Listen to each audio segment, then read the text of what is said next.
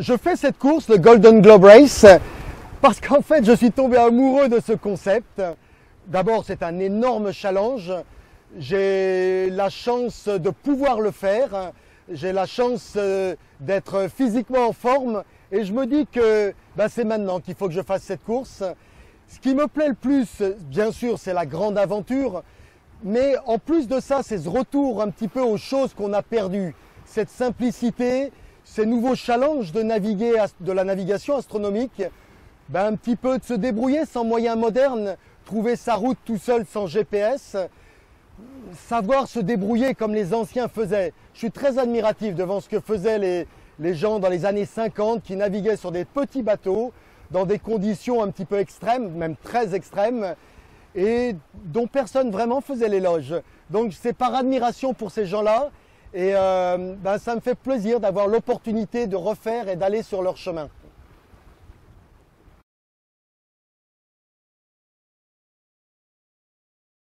J'ai commencé à naviguer à peu près à l'âge de 8 ans. J'ai la chance d'avoir un père qui était déjà très passionné de régates et de bateaux à voile et qui, tout petit, m'a amené avec lui. Puis, j'ai eu un optimisme. Comme beaucoup d'enfants, c'est le premier bateau, c'est la première confrontation avec la mer. Je me rappelle clairement de mon bateau, il s'appelait Cyrus. C'était un optimiste en contreplaqué. Et pour la petite histoire, la personne qui nous l'avait vendu est toujours un ami, Christian Quidu, toujours dans le coin, toujours à la Trinité-sur-Mer. Et je le vois de temps en temps, et j'ai de bons souvenirs. Par la suite, grandissant, j'ai continué à naviguer sur les bateaux de mon père, jusqu'au jour où je me suis un petit peu libéré. J'ai commencé à naviguer pour moi, naviguer avec les autres, sur des projets tous différents. Et puis aujourd'hui, quasiment, je vais presque dire 50 ans plus tard, me voilà. Je pense que cette course-là est un peu la consécration de tout ce que j'ai fait. En tous les cas, un beau résumé pour moi d'une vie de passionné autour de la régate.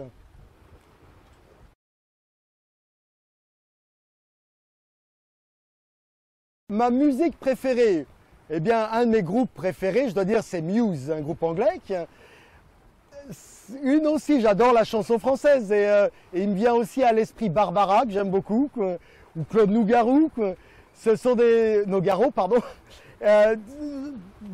J'aime bien cette époque de chansons.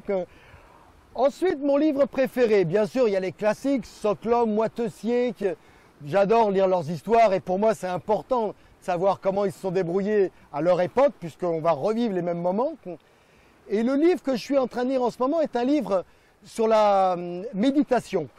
Et je m'intéresse beaucoup à la méditation. J'ai besoin d'apprendre à méditer. Je m'entraîne et j'ai besoin de feuilleter ces pages et ces belles tirades et toute l'aide que je peux. Quant au film, eh bien, je pense que c'est L'étoffe des héros qui est mon film préféré. C'est un film qui reprend un petit peu l'esprit de ce que je suis en train de chercher, cette grande aventure. Alors pour eux, c'était l'aventure spatiale et casser le mur du son. Moi, ça sera malheureusement pas le mur du son, mais ça sera la lenteur et l'éloge de la lenteur. Mais quelque part, c'est un challenge similaire. C'est une grosse aventure aussi, qui est très personnelle.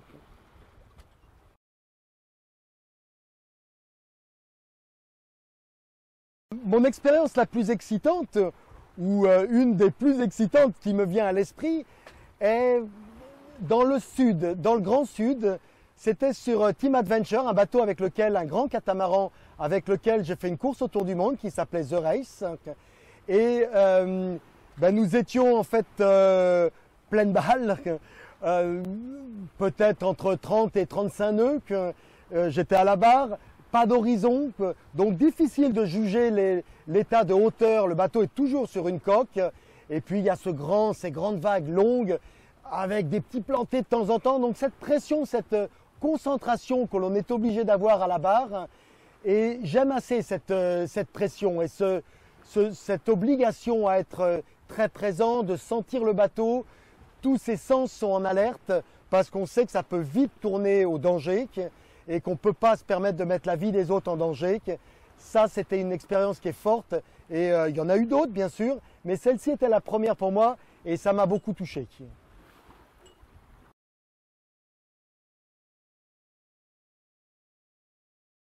La partie la plus dure de cette course, évidemment, sera le sud. Le Grand Sud est un endroit où les éléments sont quand même peu contrôlables, surtout sur des bateaux qui ne vont pas vite. On a la chance d'avoir des bateaux très marins, mais en contrepartie, ces bateaux ne vont pas vite. On fait 5 nœuds de moyenne, donc on se prend, tous les systèmes météo nous passent dessus, nous passent sur le corps. Donc il va falloir pour ma part, pour m'en sortir dans cette aventure, que j'apprenne à naviguer avec un bateau qui ne va pas vite, que j'apprenne à maîtriser une drogue, à maîtriser des traînards, comme on dit en français, et comment tenir un bateau au cap pour pas qu'il soit roulé par les vagues. Et ça, c'est quelque chose qui se prépare. Donc pour moi, la clé de la réussite dans cette course, c'est la préparation.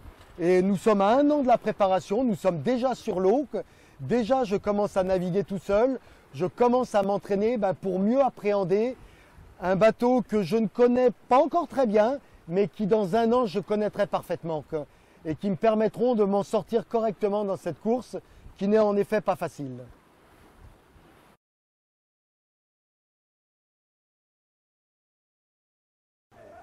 Eh bien oui, j'ai déjà eu la trouille. Malheureusement, je suis tombé à l'eau et ça arrive. Je n'avais malheureusement ni gilet ni harnais et je n'étais pas tout seul à bord. Heureusement, on était en équipage. Et ce qui m'a permis d'y croire, évidemment de résister et de tenir en attendant, c'est qu'on avait parlé de cette manœuvre d'homme à la mer avant de partir pour la régate. Et quand, une fois tombé, je les ai vus réagir exactement comme on avait parlé. Et de faire la manœuvre, il y avait quelqu'un qui me suivait de l'œil, qui me regardait, qui pointait dans ma direction. Donc j'ai pu être mis en confiance malgré l'élément où je suis dans l'eau tout seul et le bateau s'en va. Malgré ça, comme la manœuvre et la procédure se mettaient en route, j'ai eu confiance et j'y ai cru. Et en effet, 15 minutes après, j'ai été récupéré. Donc oui, j'ai eu peur. C'était sûrement la plus grosse frousse de ma vie. Et j'ai compris ma leçon. Je fais un petit peu plus attention aujourd'hui, mais je sais que c'est un risque. Et il faudra tous y faire attention à ça. Mais je pense que la clé, eh bien, c'est d'en parler avant. Et encore une fois, de se préparer à ce genre d'événement.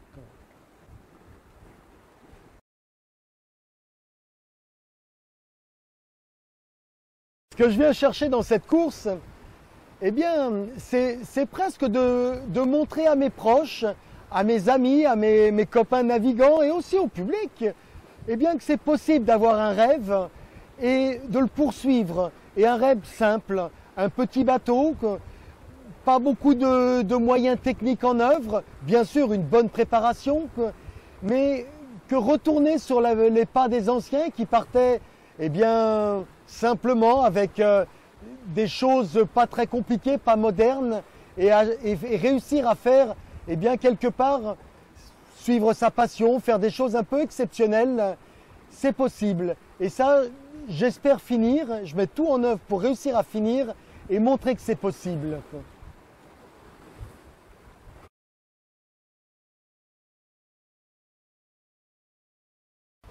Eh bien, ce qui va me manquer le plus pendant cette course, c'est évidemment les amis, la famille, le contact. Et tout seul pendant 9 mois, c'est un sacré bout de temps. Et eh bien, je me prépare à ça.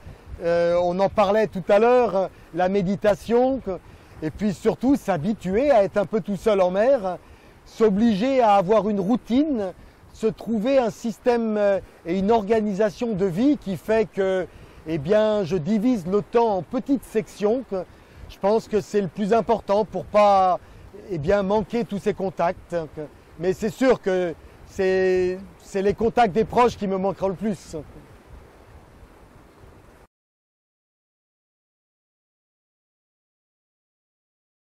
Eh bien oui, cette course me changera, c'est certain. En effet, ça m'a déjà un petit peu changé puisque la course est dans 1 an. Ça fait déjà depuis 2 ans que le projet est en route, que la campagne est en route, je dois dire. La préparation du bateau, l'achat du bateau, le financement du bateau, trouver le fonds, la recherche de partenaires, les supports. Tout ça c'est en cours, tout ça, ça m'oblige à modifier ma vie de tous les jours. Forcément, ça a un impact. Bien sûr aussi, je me prépare mentalement.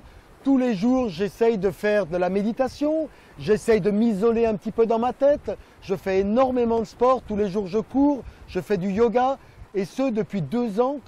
Donc déjà, ça a changé ma vie, puisque je ne faisais pas ça avant. Et bien sûr, ça la changera à l'issue de 9 mois de solitude. Forcément que ça va avoir un impact sur mon caractère. Alors, je vous donne rendez-vous dans 1 an et 9 mois pour voir comment ça s'est terminé l'affaire. Allez, à bientôt.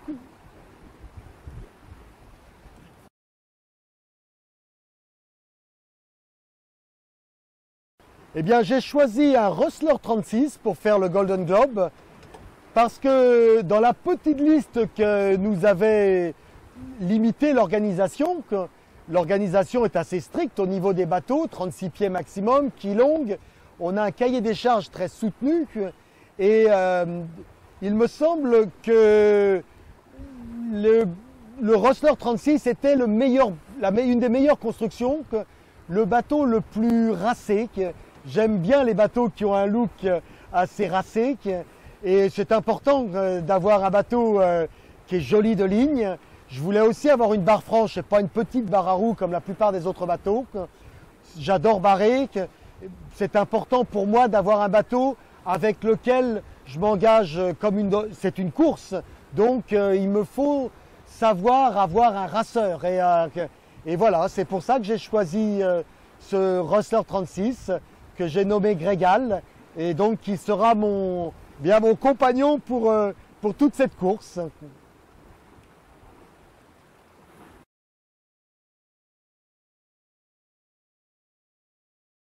Alors, les petites choses que nous avons fait, les petites choses, c'est plutôt des grosses choses, nous avons complètement déshabillé le bateau. On a refait l'électricité, on a mis le bateau vraiment dans des conditions neuves, je peux dire. On a remplacé moteur, on a remplacé tout ce qui est structurel, gréement, marque, les cadènes, tout ce qui est sur le pont, l'accastillage de pont.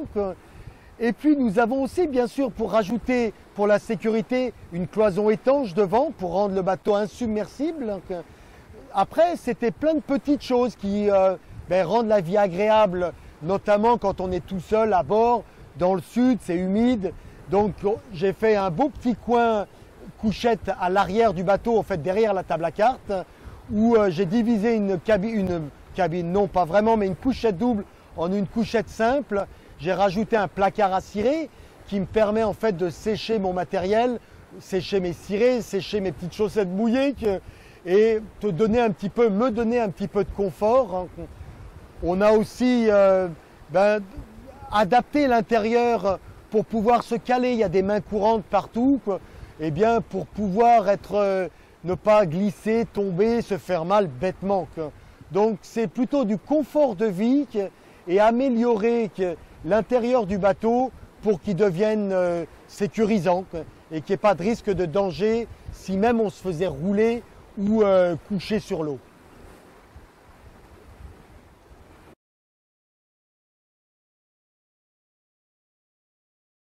Eh bien, l'histoire du sextant est vraiment marrante parce que complètement inattendue.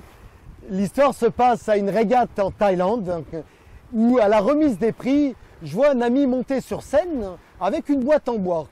Et je me dis, tiens, non, qu'est-ce qu'il fait? Eh bien, cet ami m'appelle devant tout le monde, sur la scène, lors de la remise des prix, 200 personnes devant nous. Je me dis, mais qu'est-ce qui m'arrive? Et devant la foule, me présente, m'offre ce sextant. Alors raconte un petit peu l'histoire, raconte à tout le monde ce que j'allais faire. Et me dit, tiens, j'ai un petit cadeau pour toi, ça devrait te servir. Et en effet, n'ayant pas de sextant, j'étais à la recherche d'un sextant. Il en avait eu bruit et m'a rapporté ce magnifique sextant qui a à peu près 50 ans aussi, qui est un très très beau Freiberger, un sextant de qualité. Et alors j'étais très ému, je lui ai dit devant tout le monde et sur la scène, je lui ai dit mais je te le ramène et j'y prendrai le plus grand soin. Et il me demande combien de temps penses-tu faire pour ta régate? Alors je lui dis 275 jours si tout se passe bien.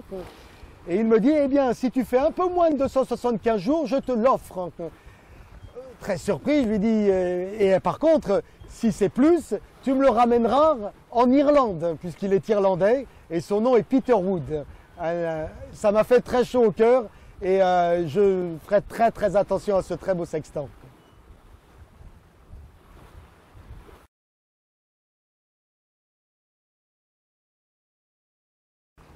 Bon, la dernière fois que j'ai pleuré, pas facile comme question.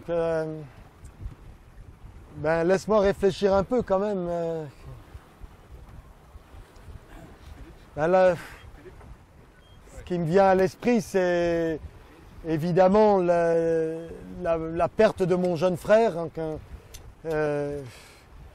et forcément, c'était il y a 30 ans et c'est un moment terrible qui m'a beaucoup affecté, qui nous a tous beaucoup affectés. Et ben, j'ai sûrement pleuré depuis, mais pour être franc, c'est celui qui m'a le plus touché tellement profondément que c'est le premier qui me revient à l'esprit quand tu me demandes la question et quand on me demande la question. Et voilà, il y aura sûrement d'autres moments. Peut-être au retour de la course, je vous dirai ça aussi. Il y aura d'autres moments.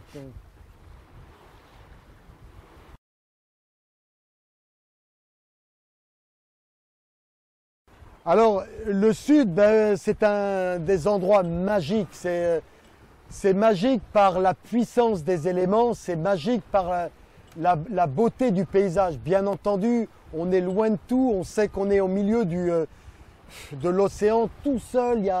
On est vraiment à des endroits les plus extrêmes de la planète. C'est humide, c'est tout le temps un petit peu gris, c'est malheureusement un petit peu humide et puis on se prend des bastons. Là, pour le coup, avec des bateaux qui vont pas vite, eh bien, chaque système météo vous passe sur le corps et à chaque fois, on se prend une raclée. Donc, ben, ça va être dur. Hein. C'est un moment qui ne va pas être des plus simples. Hein. Mais il y a toujours cette beauté, cet extrême, ces paysages magiques, les oiseaux, les albatros, cette force de la nature qui est omniprésente, ces grandes vagues qu'on ne retrouve que là-bas. Et ben, c'est toujours très poignant. C'est vraiment un endroit magique et avec lequel j'aurais beaucoup de goût à retourner, avec sûrement plein de respect et d'attention, parce que cette fois-ci, ça ne sera pas pareil. Hein. Chaque fois, c'est un peu différent, mais cette fois-ci, ça sera plus dur que les fois précédentes. Et ça sera oui, poignant pour moi et sûrement difficile, plus difficile qu'avant. Le Cap Horn, eh bien, c'est un endroit forcément mythique, mais on a souvent le sentiment que ça y est, on est arrivé, on retouche la terre, on vient de se taper le Pacifique, c'était très très long, et on arrive vers la civilisation. Ah, coucou, voilà l'Atlantique qui arrive, et on a très souvent ce sentiment un petit peu mixte de ben ça y est, c'est terminé.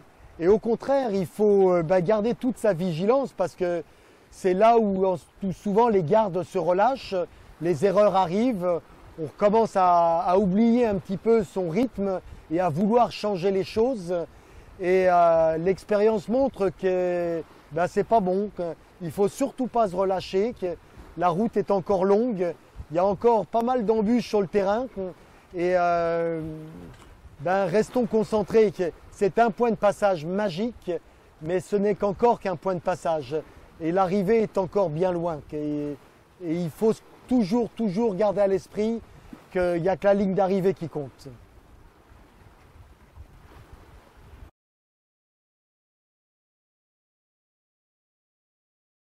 Allez, à l'arrivée, eh bien, ce sera le retour avec ma famille. Ce sera avec grand plaisir que je retrouverai tout le monde, ma femme, mes enfants, mes parents bien sûr, tous mes amis, tous les gens qui m'ont aidé et sans qui ben, ça n'aurait pas été possible. Donc ce sera vraiment un grand moment. Certainement qu'il y aura beaucoup d'émotions et ben, je serai très fier d'avoir fini grâce à eux, grâce à cette course magnifique. Et ça sera un moment chargé d'émotions, ça c'est sûr. Rendez-vous dans 1 an et 9 mois.